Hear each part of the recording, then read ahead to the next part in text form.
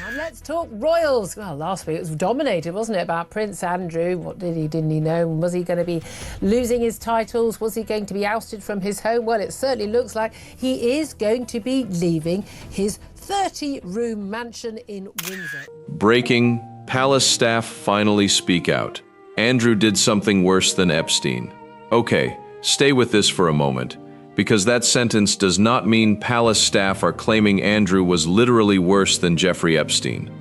The allegation is more specific and far more revealing. Former palace employees are said to have described what happened behind closed doors after the Epstein scandal became impossible to contain, including tense meetings, pressure over information, and fears about what internal records could reveal. The people at the center of this story were not journalists standing outside the palace gates. They were employees who allegedly witnessed the private reaction from inside the institution itself. And according to the account behind this story, one former staffer claimed that what Andrew allegedly did after the scandal erupted was more disturbing than the public understood, because the issue was no longer simply what Andrew had done. It was what happened when people inside the palace began asking questions. Take a look at this for a moment. A scandal becomes public. Headlines explode. Cameras arrive. Statements are issued. But behind the doors, somebody still has to deal with the consequences. Somebody has to answer the phone. Somebody has to attend the meetings. Somebody has to manage the records. Somebody has to hear what senior figures say when the cameras are gone. And according to the claims surrounding this story, that is where the atmosphere allegedly changed. Hi viewers, if someone powerful was being protected while ordinary people were expected to stay quiet, would you stay silent? Comment yes or no. And if you believe powerful people should face the same questions as everyone else, liking and sharing this story is one small way of refusing to let uncomfortable questions disappear simply because they involve a royal household. The wrong thing, if you understand what I mean. I'm an engaging person. I want to be able to engage. I want to find out. I want to learn. Now watch what happens next, because the alleged concern among staff was not simply that Andrew had become a public relations disaster. The deeper fear was that private information might begin moving beyond the walls of the institution. The people involved allegedly became concerned about who knew what, who had been told, what had been written down, and what might eventually reach people outside the inner circle. That distinction matters. A public scandal can be managed, a bad headline can be answered, a television interview can be criticized and eventually replaced by another news cycle. But contemporaneous records are different. Notes made while events are unfolding can preserve what people believed before they knew how the story would end. They can show what questions were being asked when nobody yet knew which details would become public. And that is why the alleged internal file sits at the center of this story. According to the background account behind this investigation, former employees supposedly kept notes relating to private discussions surrounding the Andrew controversy. The precise contents of those records have not been independently established here, and that matters. But the allegation itself creates a question that is difficult to ignore. Why would palace employees feel the need to document what was happening?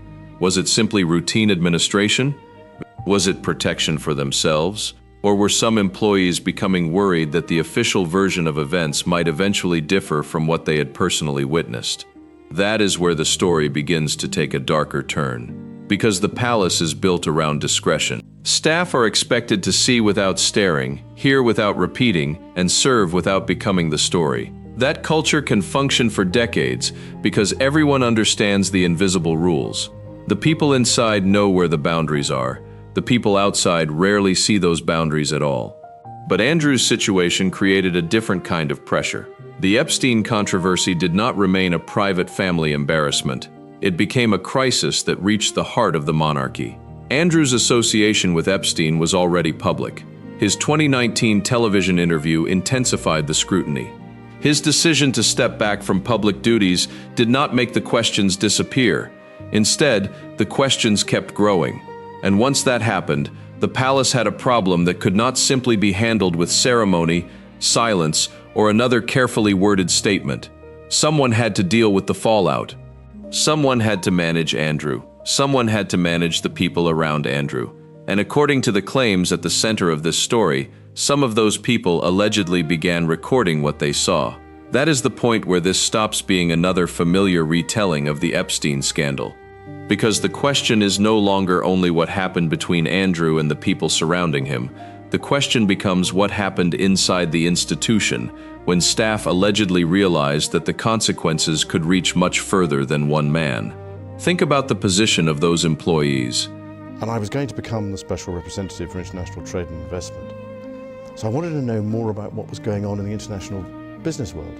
And so that was another reason for going there. And the opportunities that I had to go to Wall Street and other places to learn whilst I was there were absolutely vital.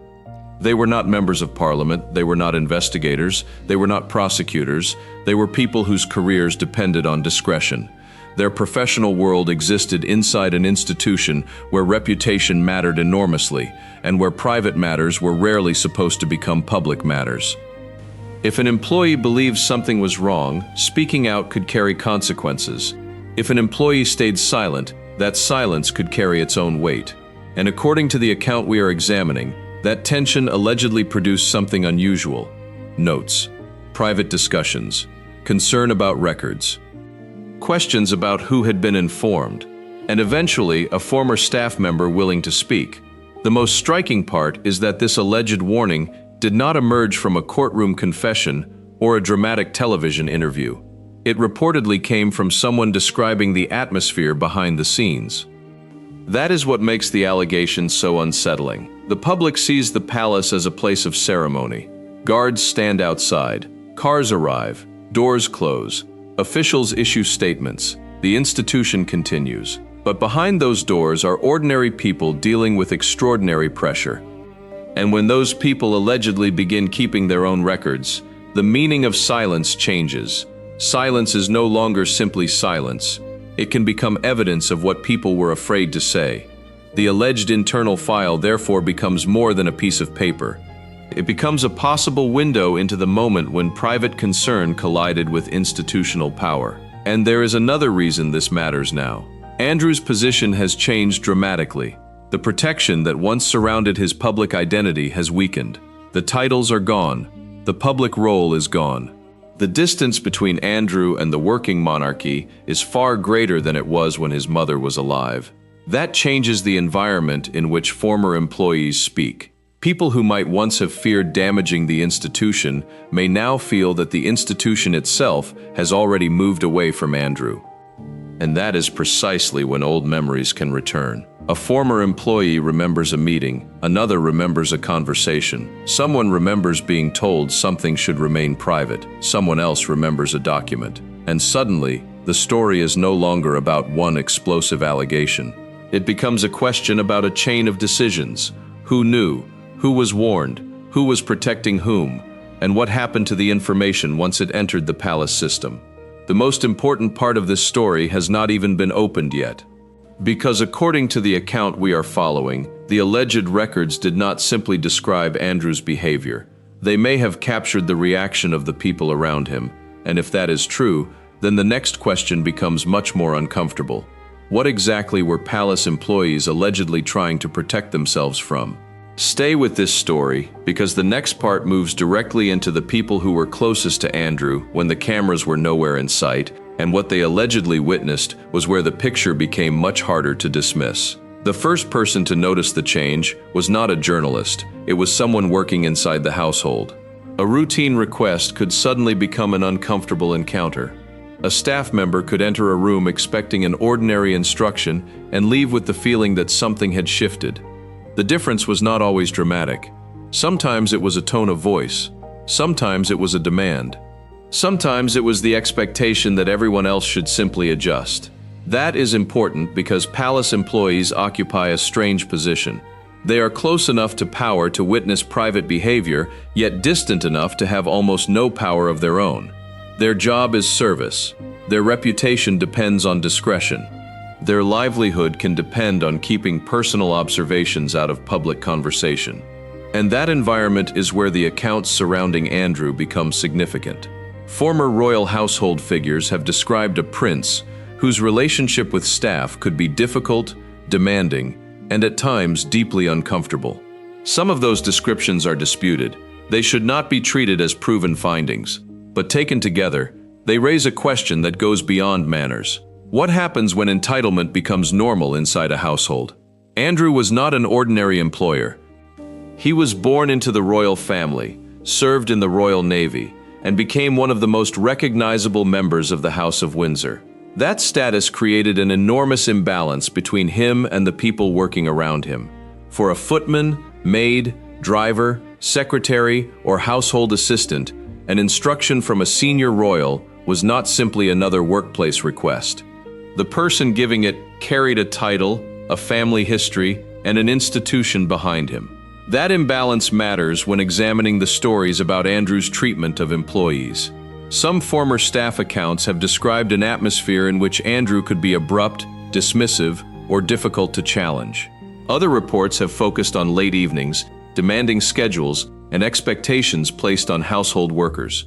These accounts vary, and not every allegation has been independently verified. But one detail keeps returning. The people serving Andrew were expected to absorb the pressure. That is where the psychology of the household becomes important. A powerful person does not need to threaten everyone directly if the surrounding system already teaches employees that resistance is dangerous, embarrassing, or simply pointless. The lesson can become automatic. Do the job. Do not argue. Do not repeat what was heard. Do not become part of the story. For decades, that culture helped royal households function. It also created an environment in which private behavior could remain private for a very long time. And Andrew's position within the family made that environment even more complicated. He was the son of Queen Elizabeth II. He had served in the Falklands War. He had carried out official duties. He had represented Britain overseas. He had occupied a position that placed him close to the center of national life. Inside that world, hierarchy was not theoretical. It was everywhere. There were people who could enter certain rooms and people who could not. There were people who could interrupt and people who waited. There were people whose complaints would be heard immediately and people whose concerns might travel slowly through layers of management. That structure matters because the most serious question surrounding the staff accounts is not whether Andrew was pleasant. It is whether employees believed he was effectively protected from consequences. Former royal insiders have repeatedly portrayed Queen Elizabeth's relationship with Andrew as unusually close. That does not prove she approved of every decision he made, nor does it establish that she knowingly protected wrongdoing. But it does explain why the perception of special treatment became so powerful. If employees believed a senior royal had unusual protection, challenging him could feel futile. That perception can change behavior. A complaint might become a private conversation instead of a formal report. An incident might be remembered but never recorded. A staff member might decide that leaving the household was easier than confronting someone whose position seemed untouchable. And once enough people make those calculations, silence stops looking like an individual choice. It begins to look like a system. That is the part of Andrew's story that deserves attention. The public often judges royal scandals through photographs, interviews, and official statements. Staff see something else. They see the hours before an event. They see the reaction after a difficult phone call. They see who becomes angry when a plan changes. They see who receives protection when something goes wrong. They also see what happens to the people who speak up. That is why former employees matter so much in this story. Their accounts cannot automatically be accepted as fact. Memories can change. Personal grievances can influence recollections. Stories can become distorted as they pass from one person to another. Serious claims require evidence. But dismissing every staff account simply because it comes from a former employee would be equally simplistic. Employees are often the people closest to the machinery of power without possessing the power themselves. They know where the pressure points are. They know which subjects cause discomfort.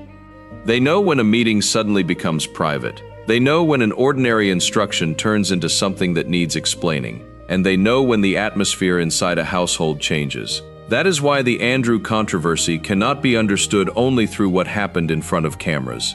The private environment matters. The staff structure matters. The culture of silence matters.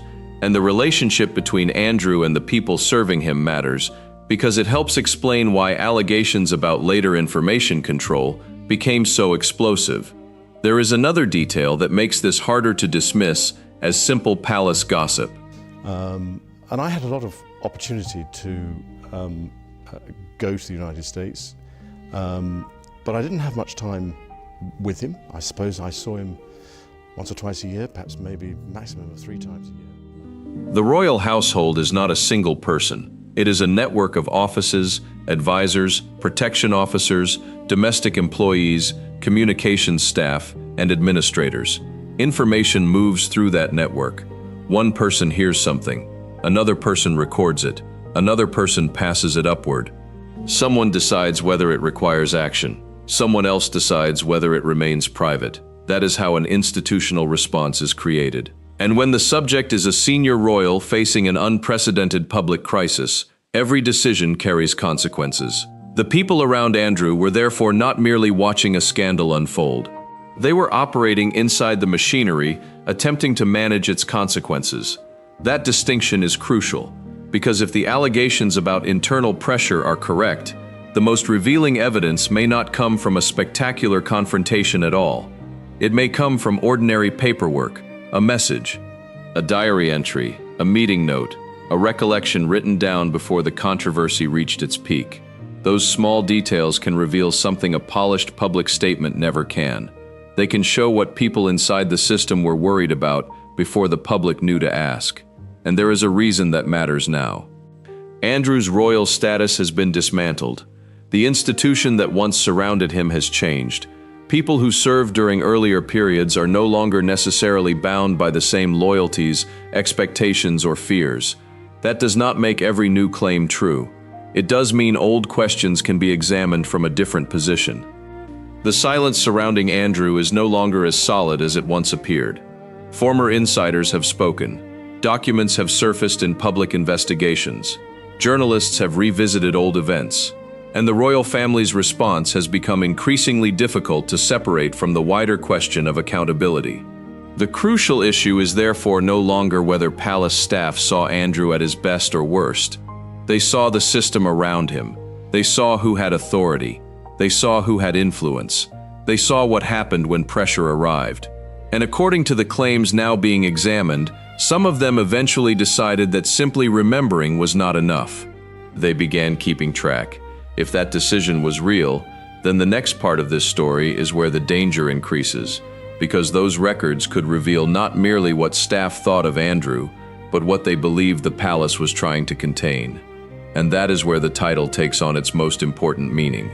The phrase "worse than Epstein" is not being presented as a factual comparison between two men. It points to the alleged conduct that followed the exposure, the pressure, the fear, and the struggle over information. If even part of those claims can be substantiated, then the story becomes bigger than one controversial royal. It becomes a test of whether an institution built on discretion can distinguish genuine confidentiality from silence that protects the powerful. That is why the staff accounts deserve careful attention. They may contain answers, but they may also contain the questions the palace would rather leave buried. Those questions are becoming harder to keep behind closed doors. If this story makes you uncomfortable, do not scroll past it in silence. Subscribe, share it, and stay here, because the next part goes straight into the scandal that turned private palace concerns into a crisis the entire world could see. The room was quiet when the interview began. Then Andrew was asked about Jeffrey Epstein, and within minutes, the crisis that had been building around him became something the palace could no longer control. This was the moment the private concerns surrounding Andrew collided with the public record. In November 2019, he sat down with BBC journalist Emily Maitlis for Newsnight and attempted to explain his relationship with Epstein. He was not simply answering questions about an old friendship. He was trying to explain why a senior member of the royal family had maintained contact with a convicted sex offender. The interview was supposed to provide answers. Instead, it created more questions. Andrew discussed the accusation made by Virginia Giuffre, denied having sexual contact with her, and challenged parts of her account. He spoke about an alleged evening at a nightclub and about whether he had been sweating during the encounter. He also referred to a visit to Pizza Express in Woking as part of his account of where he had been. Those details became the headlines, but the deeper problem was the impression left behind. The interview did not reassure the public, it intensified scrutiny. Questions about Andrew's judgment, his relationship with Epstein, and his response to allegations against him spread rapidly beyond Britain. The palace was no longer dealing with a private embarrassment involving one member of the family. It was dealing with a crisis that was damaging the credibility of the institution itself. And this is where the story becomes different from the familiar retelling. The public saw a disastrous interview. Inside the royal household, people had to deal with the consequences. Andrew announced that he would step back from public duties. The decision came after the intense reaction to the interview, but stepping away from official appearances did not make the controversy disappear. It simply moved the problem into a different room. Now there were practical questions. What happened to Andrew's official work? What happened to his staff? Who handled his communications? How should the palace respond to new allegations? Who was responsible for speaking on his behalf? And what information could be released without making the situation worse? Those questions mattered because Andrew's controversy was not isolated from the institution around him. His position had been built through years of royal service, official appointments, military associations, overseas visits, and public representation. A crisis involving him, therefore, had consequences for people who had nothing to do with the allegations themselves. Employees had to keep working. Advisors had to keep communicating. Security personnel had to keep doing their jobs. The communications operation had to absorb an extraordinary level of scrutiny, and the family had to decide how much distance to place between Andrew and the monarchy.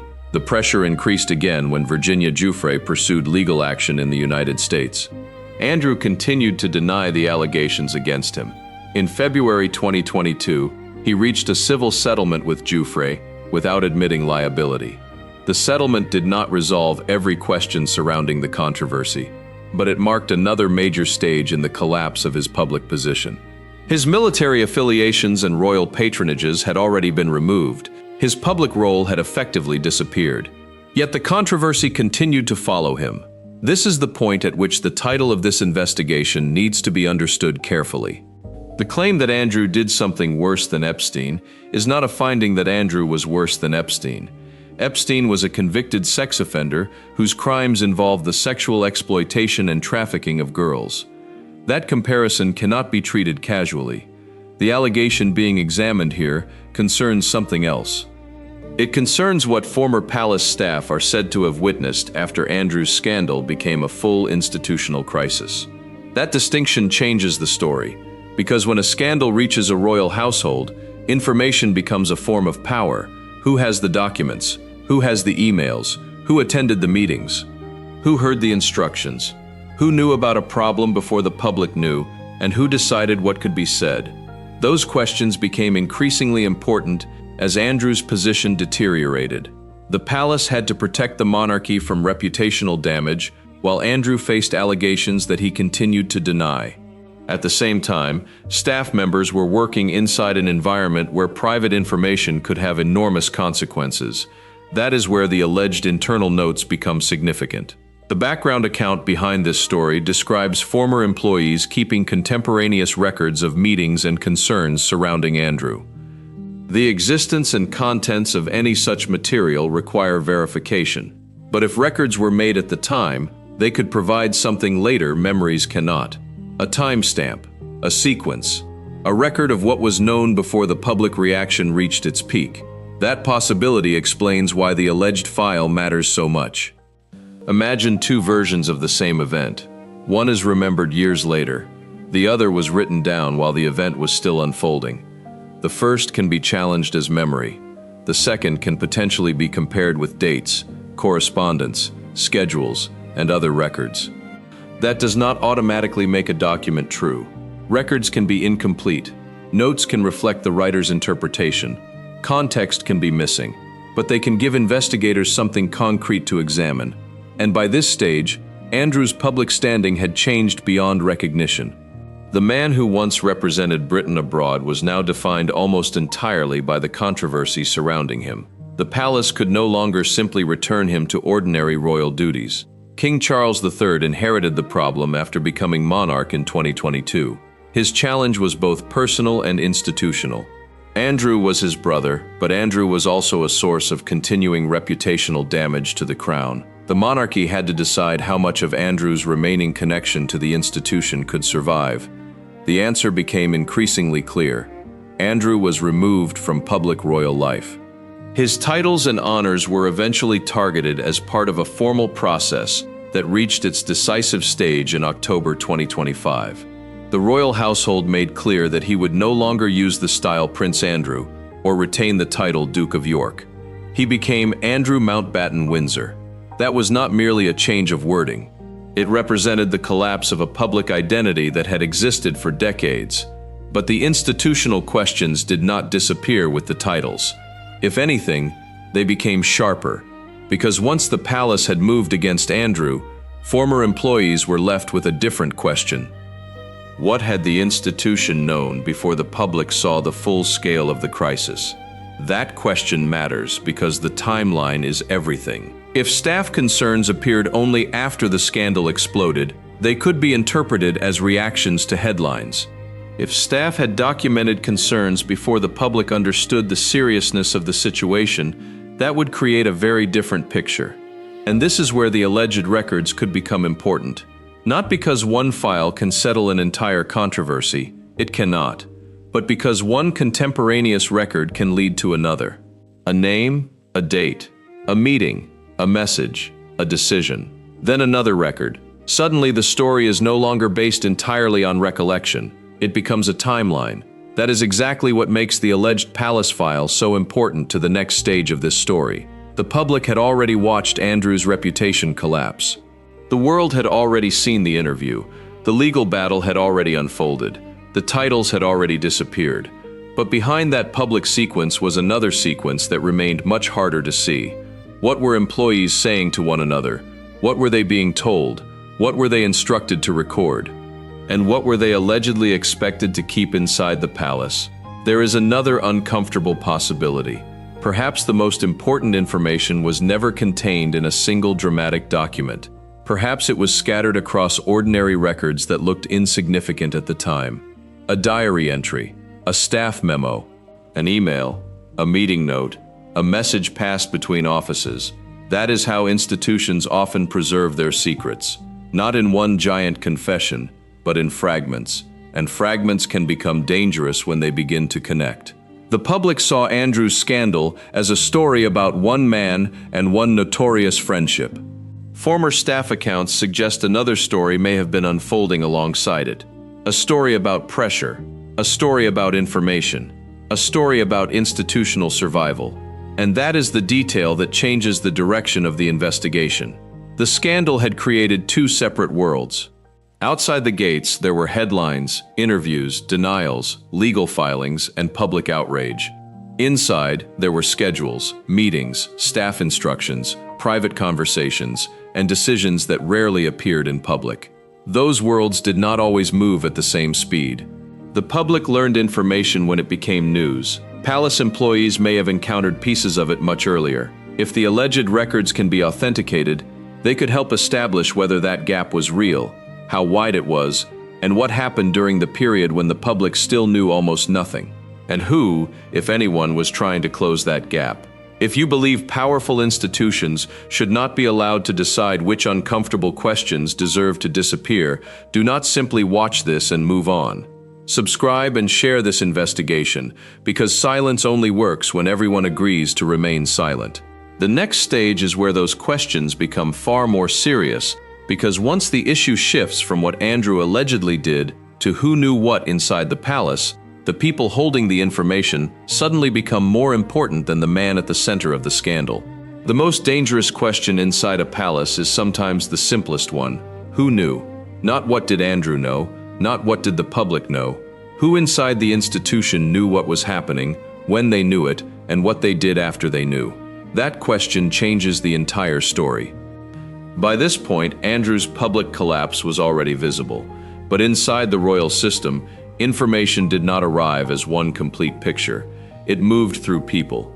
A staff member heard something, an advisor received a message, a meeting was arranged, someone made a note, someone else decided whether that information needed to travel further.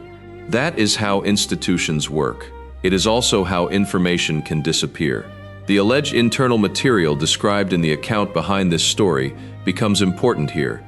It is said to contain contemporaneous notes connected to private discussions surrounding Andrew and the growing controversy. The contents have not been independently established, and no responsible account should pretend otherwise. But the allegation creates a serious question. If employees really were keeping records while events were unfolding, what were they trying to preserve? A normal palace office generates paperwork every day. Schedules change, meetings are recorded, messages are filed, staff communicate with advisors. None of that is automatically suspicious. The significance would come from context. If the notes recorded ordinary administration, they would tell us very little. If they recorded concerns about Andrew, pressure over information, or instructions about who should be told what, they could become much more significant. That is why dates matter. A document written before a revelation is different from a document written after the world already knows the story. A note created before a controversy explodes can show what people inside the institution believed at the time. A later recollection can explain how someone remembers events, but contemporaneous material can sometimes test that memory against a fixed point. And there is another question: who had access? Palace information rarely sits in one place. Domestic staff may know one part of a story. Private secretaries may know another. Communications officials may be handling public questions. Security personnel may possess separate information. Senior members of the household may receive briefings that never reach junior employees. That creates layers, and layers create gaps. One person may know an allegation exists, while another knows only that a crisis is developing. Someone may understand the legal implications, while someone else is concerned about reputational damage.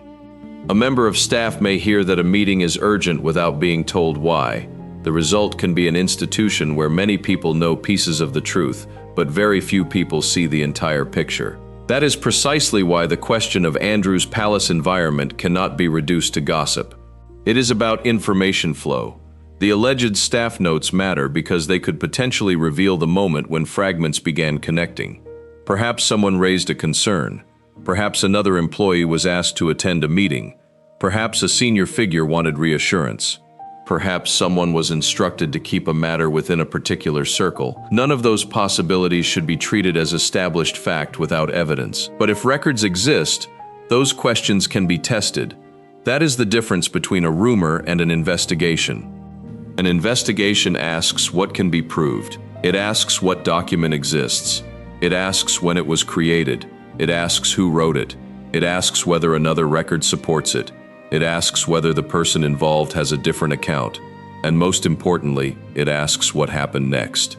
That last question is where the story becomes uncomfortable. Suppose a palace employee raised a concern. What happened after that? Was it investigated? Was it dismissed? Was the employee reassured? Was the information passed to a senior official? Was the issue treated as a personal matter or an institutional problem? And if the concern involved sensitive information, who decided where the boundary of confidentiality should be? Those questions matter because secrecy and confidentiality are not the same thing. Confidentiality can protect legitimate privacy. Secrecy can protect power. The difference depends on why information is being withheld and who benefits from keeping it hidden. That distinction sits at the heart of the allegations surrounding the supposed file. The story claims that some employees feared damaging information could reach senior royals or move beyond the palace's control.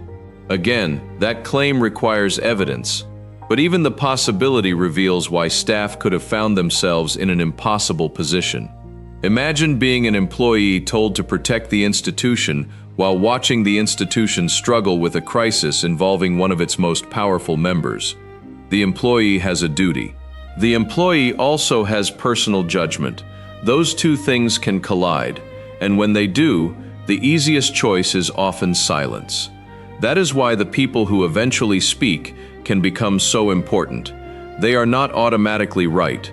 They are not automatically wrong. Their accounts have to be tested. But they can identify where the pressure points were. They can describe the rooms where discussions happened. They can identify the people who were present. They can point investigators toward records that might otherwise remain overlooked. This is where the story moves beyond Andrew himself. The real question becomes whether the institution around him responded to information in a consistent way. If a powerful royal was involved, did the same standards apply? Did staff feel able to raise concerns? Were difficult questions encouraged or discouraged? And when the controversy became public, did the palace already know more than the public did? Those questions are not accusations. They are the basic questions any serious examination of an institutional scandal must ask. And there is a reason the timing matters so much. Years after the original controversy, Andrew's formal position has changed. The monarchy has moved further away from him. Former employees can speak from a different distance. Documents can be revisited. Old events can be compared with later developments. That creates an opportunity that did not exist at the height of the crisis. The question is no longer simply what happened in the glare of the headlines.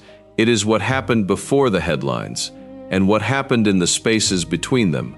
That is where the alleged internal file could become explosive, not because a single document automatically proves everything, because a document can point to another document. A meeting note can point to an email can point to a decision can point to a person, and suddenly, the story has a timeline. That timeline could confirm some accounts. It could contradict others. It could show that certain fears were justified, or it could reveal that some of the most dramatic claims were never supported by the evidence. Either outcome matters, because the purpose of examining the records is not to manufacture a verdict. It is to find out what really happened. And that is exactly where the palace's old culture of discretion becomes relevant. For generations, royal staff were expected to keep private matters private. That principle protected the dignity of the family and the functioning of the institution. But when serious allegations emerge, the same culture can create a difficult question. Where does discretion end and accountability begin? If an employee knows something important, should loyalty prevent that person from speaking? If a record could embarrass a senior royal, should embarrassment be enough to keep it hidden? If information affects the reputation of the monarchy itself, who has the right to decide what the public deserves to know? Those are not questions that can be answered by another headline. They require evidence, and if the alleged records can be authenticated, they may provide the first real opportunity to reconstruct what happened inside the palace while the public was still trying to understand the scandal outside. The most disturbing possibility is therefore not that one secret exists. It is that the secret may have been spread across an entire chain of ordinary decisions. A conversation here, a warning there, a document filed away, a person told not to discuss it, a meeting nobody wanted repeated. Then years pass, the names remain, the records remain, and eventually someone starts talking. That is the point at which silence becomes history. Because once a record exists, the question changes again. It is no longer only about what someone remembers. It becomes about what was written, what was omitted, who received it, and whether later decisions match the concerns recorded at the time. That is the trail investigators follow when a powerful institution says very little. And that trail can lead directly to the people who were in the room then. If this story deserves more than another royal headline, prove it by staying with it, sharing it, and subscribing. The next part goes straight into the alleged records and the people who were supposedly trying to control who could see them. And that is where this story gets much worse.